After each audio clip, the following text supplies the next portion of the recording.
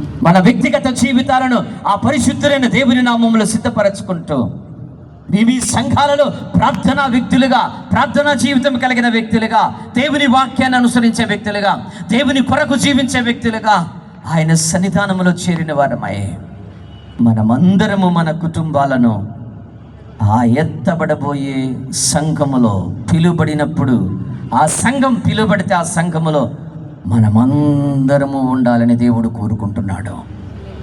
మన కుటుంబాలు ఉండాలని కోరుకుంటూ ఉన్నాడు. మనమందరం ఆ దేవునిలో ఆయన పిలుపుని అందుకోవాలని ఆయన కోరుకుంటూ ఉన్నాడు. మరి ఆయన సన్నిధానములో ఈ రాత్రి వాక్యాలను వినినప్పుడు, ప్రభువా, మేము కూడా రెప్పపాటు కాలంలో మార్పు చెందబోతున్న సంఘం, అందులో మేమందరము ఉండాలయ్యా. మా బిడ్డలు ఉండాలి, నా భార్య, నా భర్త, అలాగే కుటుంబంలో అందరూ ఉండాలని నీకు అనిపిస్తోందా? అనిపిస్తుందంటే దేవుడు నీ హృదయాన్ని తట్టుతూ ఉన్నాడు. మరి రాత్రి దేవుడు నీ హృదయాన్ని తాకుతూ ఉన్నాడు. ఆ పరిశుద్ధులైన దేవునికి రాత్రైనా